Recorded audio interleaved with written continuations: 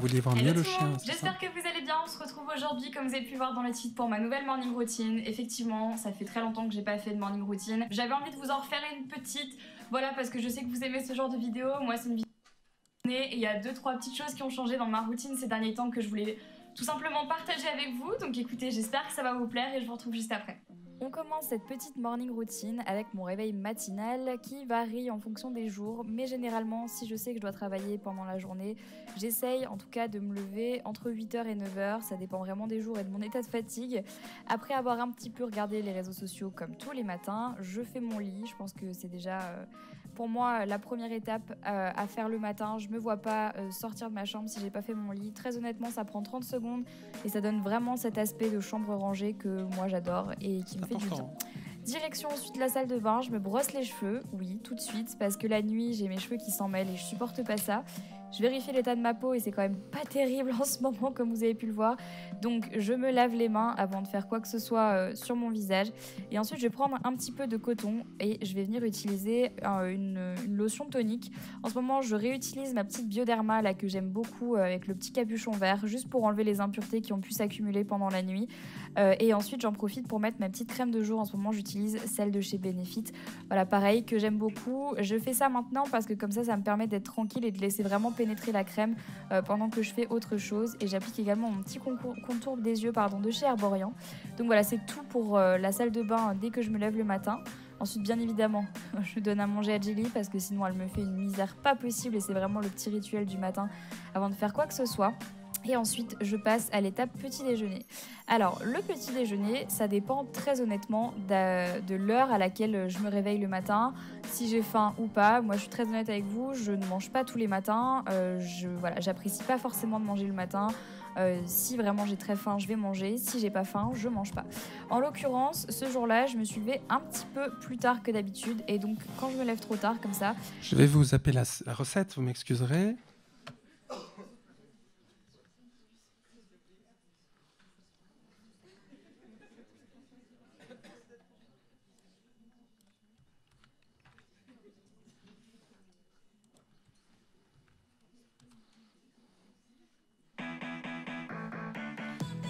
Je voudrais qu'on regarde quelques images en fait ordinaires d'Enjoy Phoenix avant de voir le petit parcours que je vais vous proposer.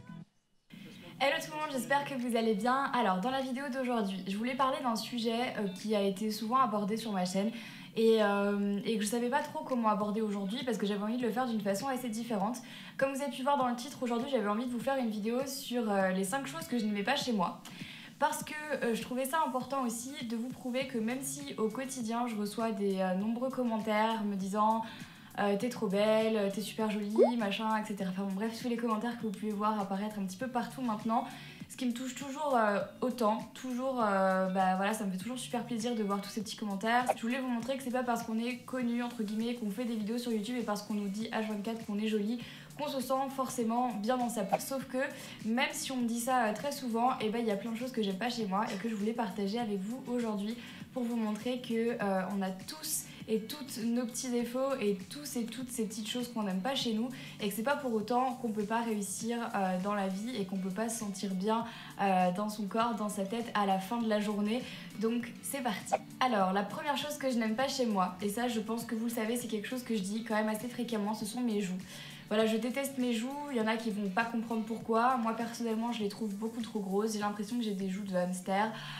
Quand je souris ici, vous voyez, ça fait tout de suite ces espèces de grosses joues que je supporte pas.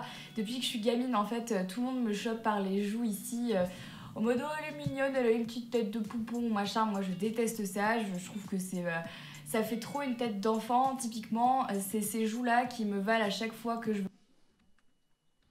Voilà, je pense que vous avez compris le problème avec ces joues. Je vous passe les cuisses et le reste. L'inégalité des yeux également. Hello tout le monde, j'espère que vous allez bien. Je vous retrouve aujourd'hui dans une nouvelle vidéo un petit peu particulière.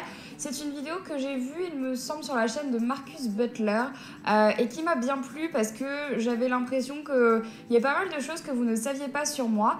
Et c'est vrai que c'est pas parce que ça fait 4 ans que je fais des vidéos sur YouTube que vous savez absolument tout. Et il y a certains petits aspects de ma personnalité que vous ne connaissez pas. Et je trouvais ça sympa du coup de vous en parler dans une vidéo avec justement 25 choses que vous ne saviez pas sur moi et que vous allez maintenant découvrir. On va commencer tout de suite avec la première chose que vous saviez peut-être, mais je vais quand même le rappeler parce que c'est un truc assez bizarre sur moi. Je suis hypocondriaque, donc une vraie de vraie, c'est-à-dire que dès qu'il y a une maladie qui traîne, j'ai l'impression que je vais la choper. Et si je suis malade, par exemple, si j'ai une angine, j'ai l'impression que j'ai un cancer de la gorge. C'est très stressant d'être hypocondriaque, mais j'y peux rien. J'ai une réelle passion pour la nourriture. Je pense à la nourriture absolument toute la journée. Ma seule préoccupation, c'est qu'est-ce que je vais manger demain matin, qu'est-ce que je vais manger à midi et qu'est-ce que je vais manger ce soir. C'est pas bien parce que c'est vraiment obsessionnel chez moi et je peux pas sortir de chez moi par exemple si j'ai pas une barre dans mon sac à manger ou un fruit ou quelque chose à manger dans mon sac, j'arrive pas parce que je me dis toujours en cas de tremblement de terre, j'aurai toujours quelque chose à manger dans mon sac. Voilà. J'ai un réel besoin de toujours tout recommencer à zéro dans ma vie. Quand quelque chose ne va pas, je repars à zéro, mais ça peut être n'importe quand. C'est-à-dire que si jamais je passais une semaine pourrie, je me dis à partir de lundi, je recommence ma vie à zéro. Donc je recommence tout, je jette tout, je refais tout. C'est très perturbant parce que généralement quand ça marche pas, c'est-à-dire que si je recommence une semaine qui me plaît pas, je vais être capable de tout refaire à zéro la semaine d'après. C'est assez pénible parce que du coup ça me permet pas d'avoir une vie très stable et je me remets en question constamment. Voilà, c'est un trait de caractère que j'ai et que j'aimerais bien défaire. Ma plus grande passion dans la vie. Vous pourrez poursuivre sur la chaîne, vous connaissez l'adresse.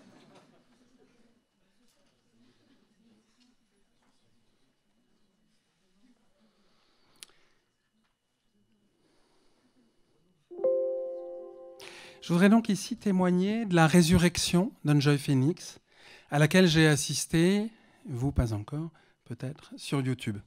Moi, David, dit Douillère, de Tours, professionnellement du moins, j'ai assisté à la résurrection de Marie Lopez 3 fois sur la chaîne de vidéos partagée. J'ai même pu, grâce à un outil de capture d'écran, capturer une larme, mais que je n'ai pas retrouvée dans mon fichier. Donc, voilà, l'ordinateur est plus éthique que moi et vous ne la verrez pas. 3 fois, je l'ai vu désespérer et renaître. C'est ce dont je voudrais témoigner ici. Témoignage, car il ne s'agit pas, je l'ai dit, d'une communication scientifique, mais située en marge de ce colloque, hors programme, d'une trace relationnelle, d'un témoignage communicationnel effectué par un chercheur.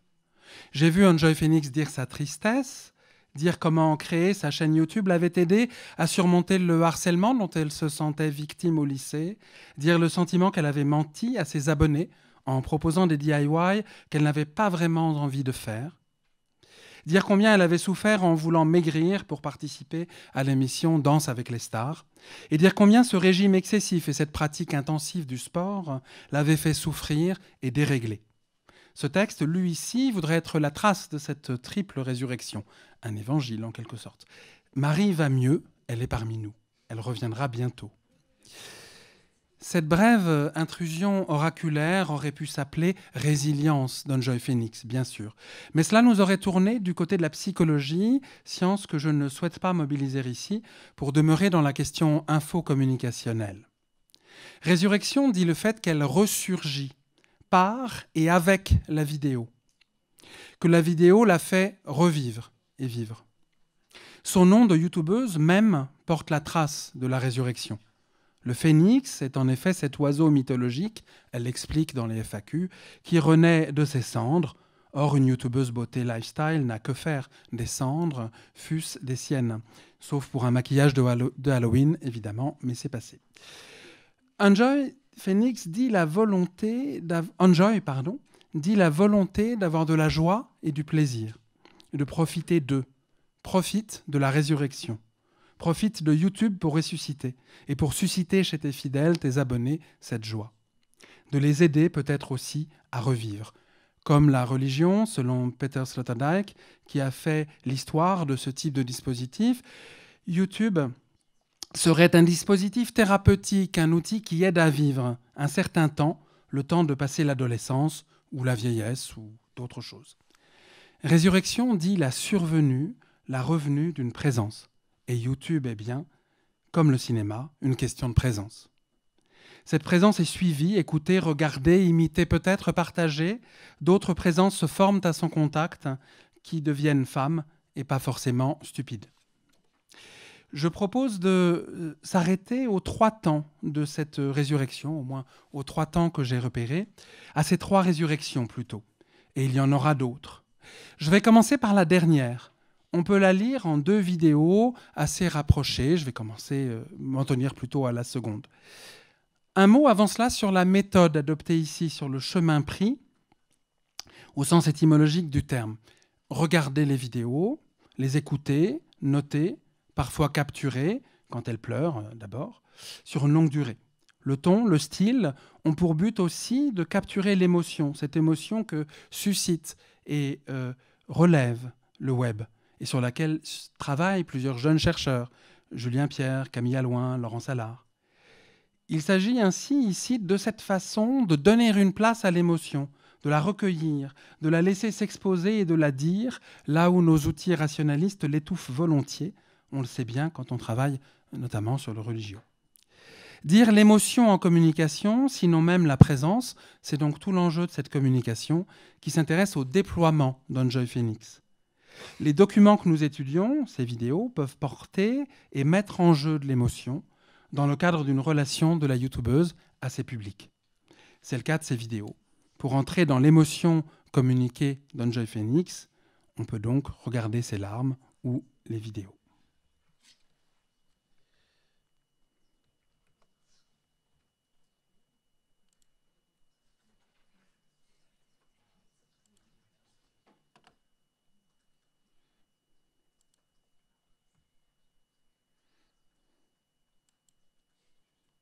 Aujourd'hui pour une vidéo que j'évite de faire depuis 2 ans maintenant.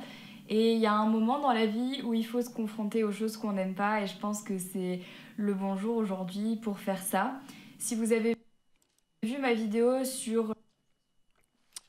Enjoy Phoenix confie d'emblée, la dernière résurrection, les larmes. Enjoy Phoenix confie d'emblée que cette vidéo, Pourquoi j'ai pris du poids, travaillée durant plusieurs mois, qui fait suite à une vidéo sur les crises d'angoisse, va être difficile. Elle a quelque chose de particulier à dire et elle avertit que la vidéo sera longue, elle fera 36 minutes. Personnellement, ça me fait du bien et j'adore faire ça, dit-elle. L'espace d'un aveu se construit de ces paroles néanmoins prudentes. Enjoy Phoenix a voulu maigrir beaucoup, beaucoup trop. Elle a fait un régime et beaucoup de sport pour cela et elle s'en est trouvée très mal. C'est la préparation pour l'émission Danse avec les stars qui l'a mise dans cet état. Dans la vidéo, elle révèle à ses abonnés les dessous d'une vie occultée par des vidéos. Bien sûr, naguère, elle a fait le récit de sa préparation pour cette émission et sa joie d'y être, produit des vlogs, mais maintenant elle va dire ce qu'elle n'a pas dit à l'époque, donner le dessous de ces vidéos, ce qui se passait tellement pour elle. Elle pleurait, s'évanouissait, tombait, ne mangeait pas, se faisait, la pudeur ne le dit pas, vomir, le mot n'est pas prononcé. Tout ça pour avoir l'air fine, car on lui avait dit qu'elle était trop grosse, sur sa chaîne notamment. C'est donc cette souffrance secrète qu'Enjoy Phoenix évoque ici, à tenter de resculpter son corps, qui désormais, elle montre une photo, lui paraît avoir été terriblement maigre. La résurrection est entamée depuis quelques mois. On l'aide, sa famille l'a soutenue, elle voit quelqu'un, je cite. Mais elle a des rechutes, des TCA, je cite, des troubles du comportement alimentaire. Fréquent. L'aveu la soulage après qu'elle a pleuré. Une certaine émotion vient quand elle fait part des regards de ceux qui, d'une part, l'ont trouvée trop grosse, les haters, bien sûr, et incité à maigrir, d'autre part, quand elle évoque ceux qui se moquent d'elle, qui l'épient sur YouTube ou ailleurs, sur les réseaux numériques, qui la critiquent sans cesse. Se moquer d'Enjoy Phoenix est un jeu, sur les réseaux sociaux numériques, que plusieurs youtubeurs pratiquent. En 10 ans, elle progresse vers la vérité, se confie à ses abonnés, elle leur doit la vérité. On lit en commentaire « Courage, Marie ».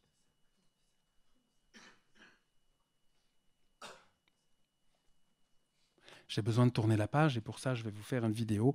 C'était horrible, je faisais que me regarder tout le temps. Dans ma tête, je pensais que j'étais obèse, je devenais malade, etc.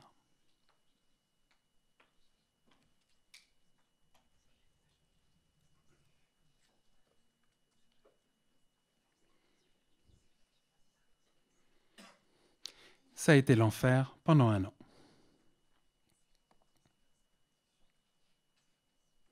Là, je me sens beaucoup mieux et c'est ce dont j'avais besoin avant de recommencer ma vie sur des bases très saines. Donc voilà, ça fait du bien, donc je suis contente de l'avoir fait et on croise les doigts pour que ça se passe mieux pendant les prochaines années. Précédemment, je ne vais pas mentir, oui, ça m'a fait mal, oui, ça m'a blessé, oui, ça m'a fait rentrer dans une phase très sombre de ma vie, mais je ne vais pas mentir en disant que c'est pas grave, je passe dessus parce que c'est pas vrai. Bon, vous pourrez la regarder pour avoir l'ensemble des choses. La deuxième résurrection, précédente donc, sortir du mensonge. C'est un peu la vidéo révélation, dit-elle à la minute 10:36. C'est une des vidéos les plus difficiles que j'ai eu à tourner sur cette chaîne. Je suis à bout de souffle, en fait, tellement ça me stresse de faire cette vidéo. Avec cette vidéo, je suis désolé de vous avoir menti, postée le 19 mai 2007, Enjoy Phoenix souhaite renaître des cendres de la facticité générée par YouTube et cherche, suite aux modifications techniques et algorithmiques opérées sur la plateforme, à renouer avec ses abonnés, certains l'ayant quitté. Comprend-elle pour le manque d'authenticité des vidéos postées depuis plusieurs mois. C'est ici, je cite, c'est ici de redevenir soi-même dont il s'agit pour Enjoy Phoenix en une confession publique. Je cite, « J'ai juste envie de retrouver la Marie d'il y a 1 an et demi, 2 ans. » Minute 21:53.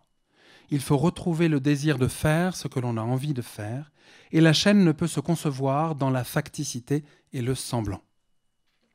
C'est presque Heideggerien en somme, quoi. La vidéo dit avant tout une souffrance de s'être dévoyé de soi-même.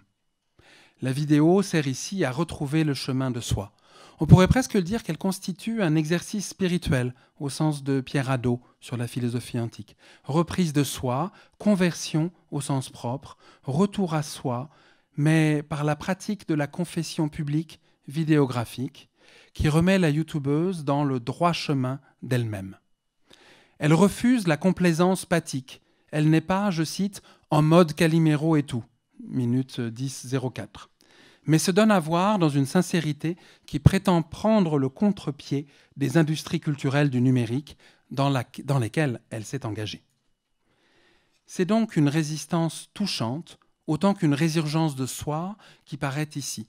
C'est aussi une rétractation, plutôt une rétractatio au sens théologique. Elle revient sur ce qu'elle a dit et fait pour proposer autre chose de plus juste. Cette vidéo est rare comme celle que nous regardons ici dans la production d'Enjoy Phoenix. D'ordinaire, vêtements, produits, routine, maquillage, vous l'avez vu tout à l'heure. Cette étape est donc une forme de résurrection en tant qu'il s'agit de, là où il y avait quelque chose de mort, faire apparaître quelque chose de vivant. Elle-même qui se construit et se saisit dans sa relation à l'autre. Je ne veux plus mettre de masque, je ne veux plus faire semblant, je ne voulais plus souffrir comme ça.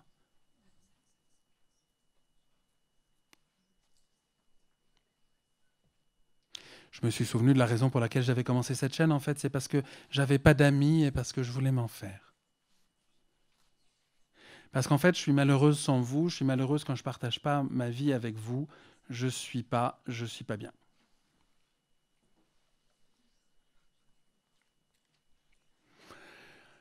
Alors évidemment, on va en venir à la plus célèbre et la première des 3 résurrections, celle qui concerne le harcèlement. Sortir du harcèlement au lycée. Lorsqu'Enjoy Phoenix ouvre sa chaîne YouTube avec une vidéo intitulée « Tutoriel coiffure numéro 1, boucles avec un lisseur », Enjoy Phoenix n'évoque rien de sa vie personnelle d'adolescente à ce moment-là. Ce n'est que plus tard, dans une vidéo devenue célèbre, qu'elle évoque le harcèlement subi au lycée. Pendant toute mon année de première, ma vie était clairement un enfer. La vidéo sert ici à dire l'épreuve. Elle permet aussi de s'en sortir par le fait de pouvoir témoigner, mais aussi par le fait de pouvoir trouver un interlocuteur. Sans vouloir mélanger trop les registres culturels, le grand et le petit, on peut songer ici au Paul Celan, ce poète juif roumain de langue allemande, du « Je creuse et me creuse jusqu'à toi » dans son recueil « La rose de personne ». Il s'agit de retrouver l'autre, ou pour le dire en termes plus Enjoy Phoenixiens, excusez-moi, du coup je perds la ligne. on l'a vu dans la vidéo précédente et ultérieure, je me suis souvenu de la raison pour laquelle j'avais commencé cette chaîne en fait. C'est parce que j'avais pas d'amis et parce que je voulais m'en faire. Donc voilà, j'ai commencé à faire des vidéos sur YouTube et je me suis fait 2-3 copines au début qui ont commencé à regarder mes vidéos, qui ont bien aimé et qui m'ont laissé 2-3 commentaires, qui m'ont vraiment redonné confiance en moi, qui m'ont fait du bien. J'ai commencé à parler avec toutes mes abonnées par message et tout. J'ai commencé à me faire des copines et je sentais que ça allait mieux, en fait. C'est l'appui pris sur cette vidéo qui va permettre à Enjoy Phoenix, dit-elle, d'en parler à ses parents et que la situation se règle avec la proviseure au lycée. La vidéo est ici un équipement de résurrection sociale, quelque chose qui permet à Enjoy Phoenix de renaître avec et par d'autres en lien. Avec cette vidéo s'inaugure aussi une trame dramatique et tensive dans ses énonciations youtubesques. On sait qu'elle peut dire cela, être dans ce vrai-là, même si elle parle aussi d'autres choses.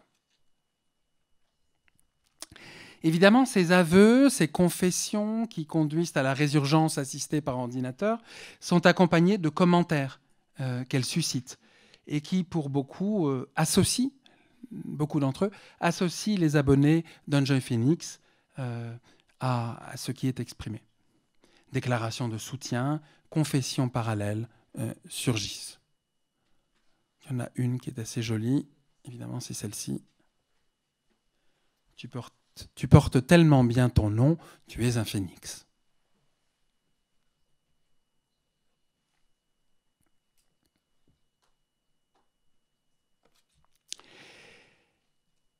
Pour conclure donc, la vidéo postée sur YouTube par Enjoy Phoenix permet à Enjoy Phoenix précisément lui permet d'entrer en relation avec ses abonnés, mais surtout avec quelqu'un. Un imaginaire de la relation se construit qui lui permet d'être. On peut donc parler ici d'ontologie relationnelle. La communication permet d'être à celle qui, en ligne, trouve l'autre. Elle construit l'échange, mais aussi l'être permet de sortir de l'obscurité ou du non-être. La vidéo de confession, d'aveu, de redressement de soi permet de renaître, de revenir à zéro et d'être autrement. Elle est donc comme une crème réparatrice ou contour des yeux. Elle répare et refait un certain temps, mais il en faudra une autre plus tard. C'est peut-être le risque de cette confession qui restaure de l'effondrement que de devoir être sans cesse recommencé. Renaître par la technique. De YouTube, Enjoy Phoenix est une femme augmentée, restituée à son authenticité montrée.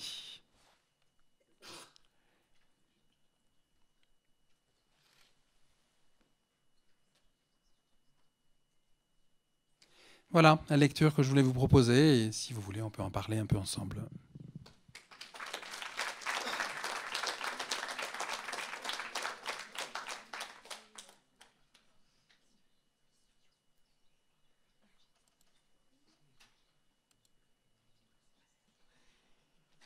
Souvent qui me disent t'es trop jolie, t'es trop belle et tout. Bah moi il y a plein de jours où quand je me regarde dans la glace je me dis mais non en fait, enfin genre tu serais mieux avec 20 kilos en moins quoi.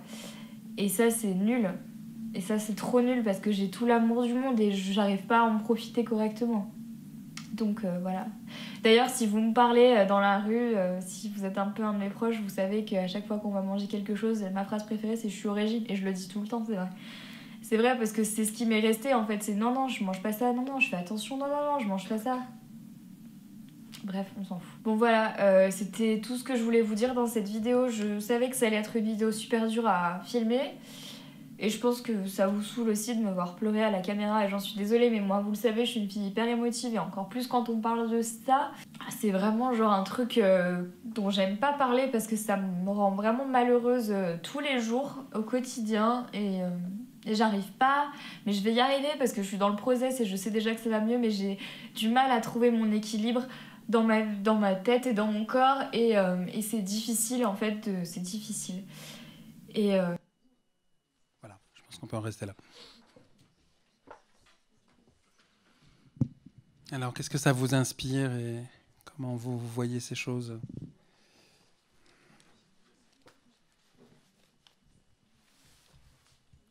Question ?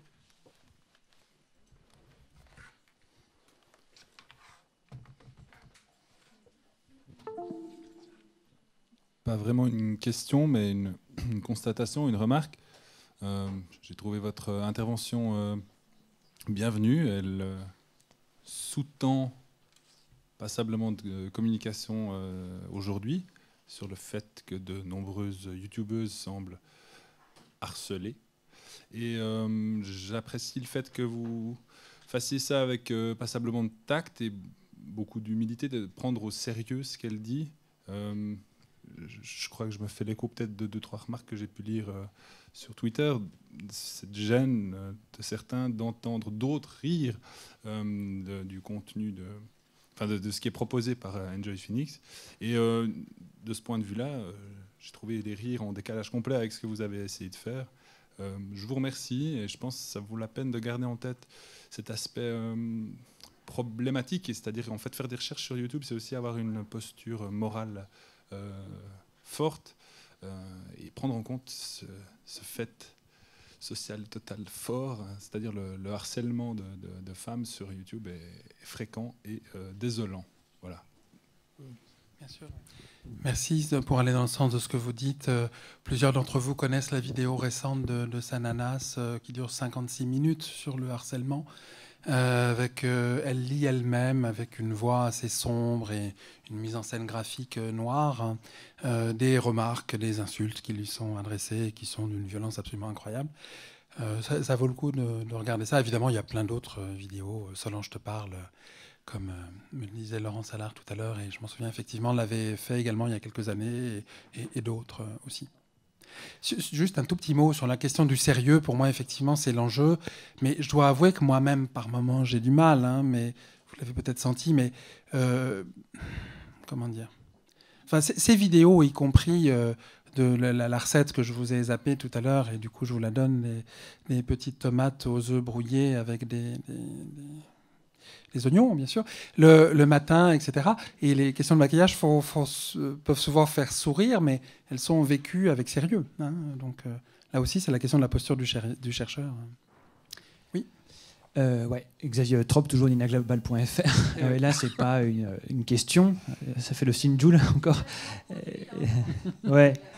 En fait, j'ai une observation. En fait, moi, c'est mon vécu par rapport à Enjoy Phoenix et surtout mes amis iOS qui ont vu ces vidéos. Et je veux dire que moi, en fait, quand je compare ce qu'elle dit et ce qu'elle fait avec ce que mes amis iOS me disent, en fait, je la trouve extrêmement sincère et courageuse parce qu'elle aborde des sujets qui sont des problèmes de société, le harcèlement, le problème de toutes les injonctions sur le poids, la forme, et elle dit.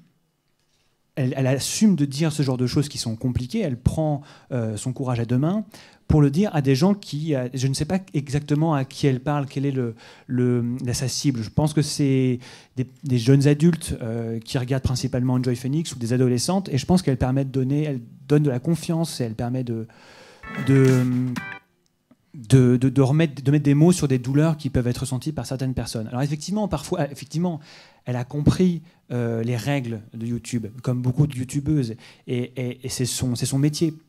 Donc parfois, effectivement, ça peut sembler artificiel, mais ça n'enlève pas, à mon sens, la puissance, alors j'ose le dire, la puissance de son discours et son courage sur certaines thématiques, parce que la société a tendance à faire du mal beaucoup aux jeunes femmes, je pense, et elle a le mérite de faire ça.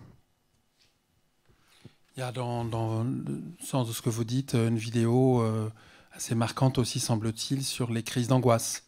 Voilà. Une autre question. En attendant, on sait aussi que David fait partie des gens qui la regardent. Merci beaucoup David pour cette communication originale et vraiment très très intéressante. Et évidemment, je vois de la télé partout, c'est la déformation, mais tu pourrais remettre l'image que tu avais mise juste à la fin là. Tu sais l'image de la confession quand elle pleure. Enfin peu importe, mais voilà juste une petite capture de ça. Ouais. Non, celle qu'on avait vraiment juste avant. Oui, là. oui, ouais. je pense que je l'ai dans le PowerPoint. Ouais. C'est celle-là. Ouais. Ça, je veux dire, ce qui est très intéressant en fait avec elle et d'autres personnalités comme elle issues. Il y a une échelle d'ailleurs. issus de... Oui, alors il y a une échelle en plus. Enfin, il manque juste les ailes derrière pour faire les anges de la télé-réalité. Véritablement, marqué Californie, donc on y est, quoi. Donc il y a une esthétique de la télé-réalité telle qu'on la connaît aujourd'hui, en fait, du confessionnal tel qu'on le connaissait dans le loft. Donc une esthétique et également une forme énonciative, en fait, de l'ordre de la confession, de l'ordre des larmes, où elle revient sur sa vie, elle revient sur ce qu'elle a fait, exactement comme on impose ça dans la télé-réalité, after school, comme on l'appelle, d'énergie 12 aujourd'hui. Et aussi parce qu'on suit sa vie comme on suit, en fait, les personnalités télé-réalité aujourd'hui. Et elle nous donne tout ça sur Instagram, sur Snap, etc. Donc il y a vraiment un lien, même si elle n'est pas a priori connue parce qu'elle a démarré dans la télé-réalité. Et ça, c'est le deuxième point. C'est qu'en fait, quand elle fait Danse avec les stars, elle va en fait dans cette forme-là, même si c'est pas tout à fait de la télé-réalité au sens les anges, mais ça reste quand même une forme, une déclinaison Danse avec les stars. Et on voit que là, elle est suivie sur cette forme-là. Elle s'y perd d'ailleurs complètement. Et là, du coup, la troisième chose, c'est l'intérêt pour les grandes chaînes comme TF1 de faire appel à ces personnes-là, parce que du coup, ils font venir avec elle toute sa communauté, puisqu'elle amène... D'ailleurs, ils prenaient bien soin de la mettre à la fin de l'émission pour que la communauté des fans d'Enjoy Phoenix reste. Et puisse bien regarder toute la publicité. C'était 3 remarques, je ne sais pas ce que tu veux. C'est très intéressant, tu as raison. Puis ça provoque des crises, et là aussi, ça fait très télé-réalité, quoi. Enfin, le dispositif lui-même provoque des crises qu'on raconte, dont on s'en remet, et ainsi de suite. Oui, c'est très juste, bien sûr. Ce matin n'a pas été utilisé le terme qui était pourtant dans une des communications de Christian ou de Nicolas, du capital d'abonnés, pour aller au-delà du capital social. Donc ramener sa communauté, c'est ramener son capital d'abonnés aussi. Est-ce qu'il y a d'autres questions ? Pardon. Bon, moi, je voulais te remercier pour avoir justement permis de enfin visionner des vidéos YouTube. Ça manquait un petit peu cet après-midi. Et de mettre un peu d'expressivisme dans ce qui n'est pas toujours... Je ne vois pas l'équivalent professionnel d'Enjoy Phoenix, mais bon.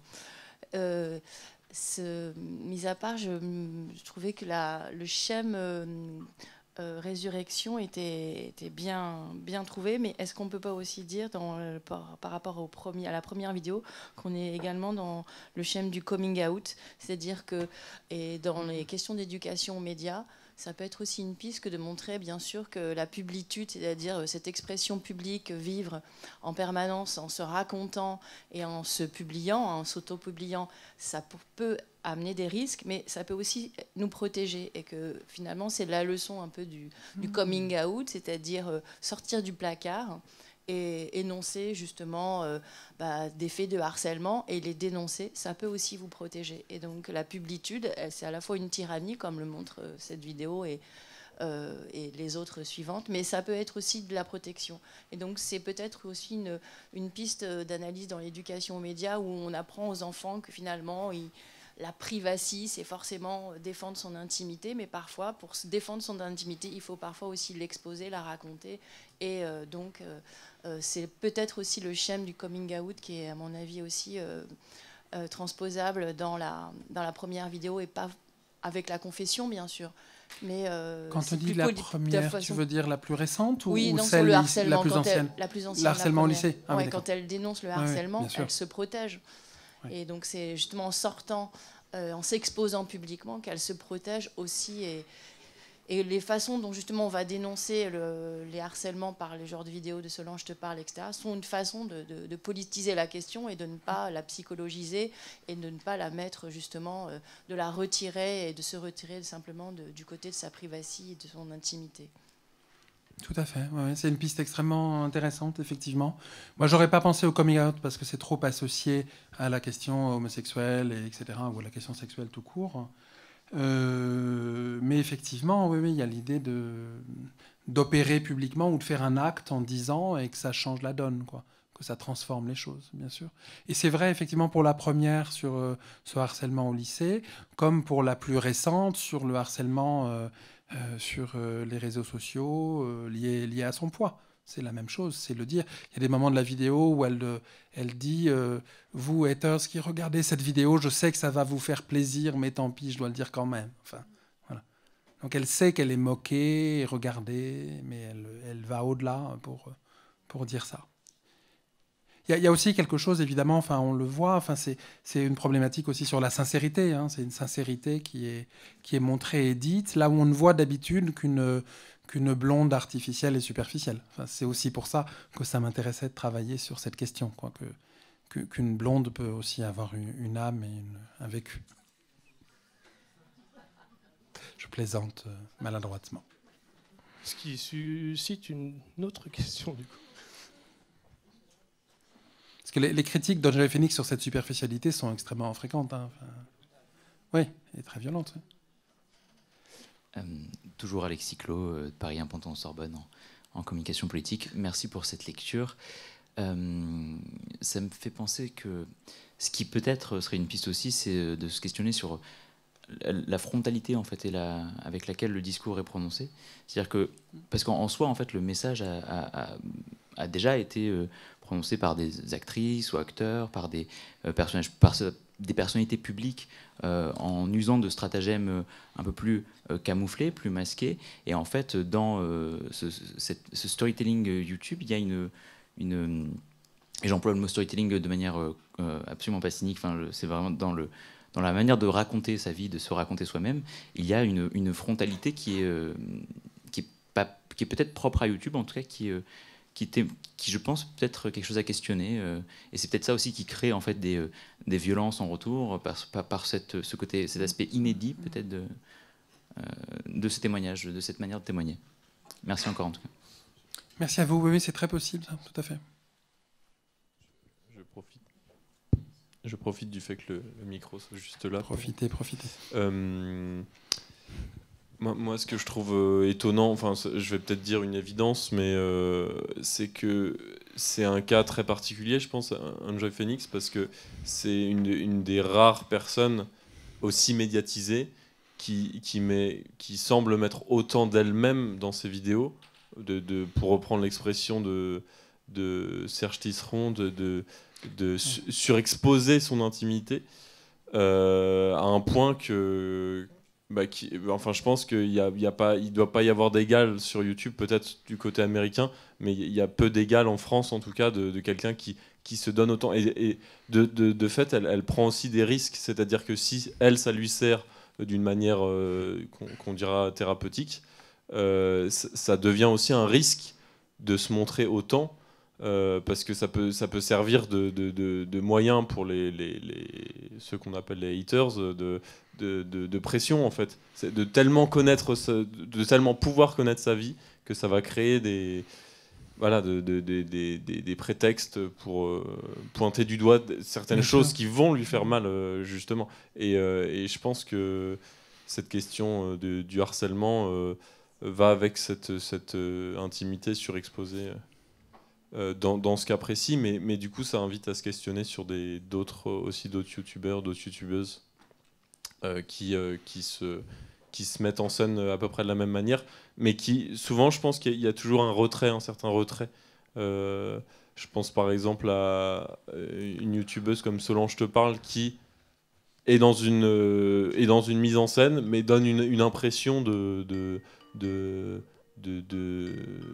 aussi d'exposer une certaine intimité, et du coup je pense qu'elle met beaucoup d'elle-même, mais elle garde un certain recul, elle se laisse une possibilité de... Chez Solange Te Parle, il y a une pose esthétique et créative, il y a quelque chose de théâtralisé, d'étrange, voilà, qui est assez particulier. Moi, je ne suis pas sûr qu'il y ait... Alors, première chose, attention peut-être pour moi... Ce que vous dites est un peu lié à un biais de ma présentation. Là, je vous parle pendant 20 minutes de souffrance, de larmes, de poids, etc.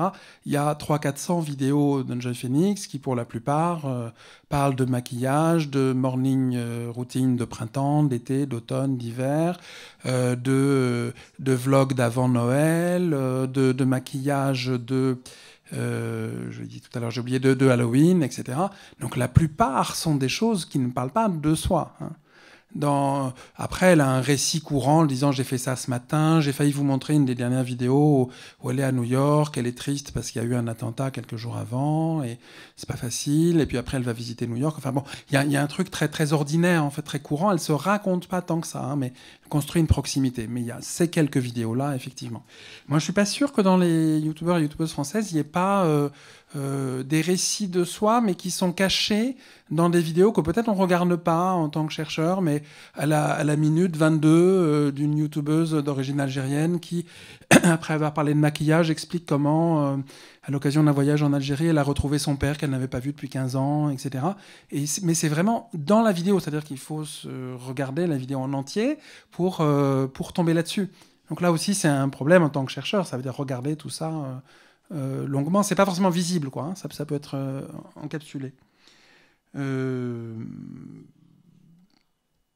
Bon, voilà, enfin, c'est ça que j'avais en tête en vous écoutant. Ce qui quand même simplifie ton travail, c'est que tu étais ici sur les sous-sections de Enjoy Vlogging. Vlogging comme l'étape d'après le blog. Le blog était justement le journal Extime, selon Serge Tisseron. Ce qui, pour la plupart, en tout cas, de celles qui parlaient de perte de poids, etc., ce qui permet d'aller les repérer effectivement plus rapidement. Ah non, on n'est pas dans le vlog, là. C'est pas la chaîne vlog, hein. Il y a peut-être un moment, mais... Non, mais je t'en prie. Ou alors c'est moi qui ai zappé un truc, mais on n'est pas dans la chaîne vlog, on est dans la chaîne de base. Si, tu as vu chaîne vlog ? Le vlog, en fait, c'est quand elle se filme elle-même en parcourant des lieux, et c'est autre chose, hein. Non ? Enfin bon. Alors j'ai mésinterprété l'extrait de tout à l'heure. J'ai peut-être puisé à un moment donné, mais c'est possible. D'autres choses autour de ça ? Non ? Il semblerait qu'on ait terminé. Merci à David. Merci beaucoup. à vous. Et on vous...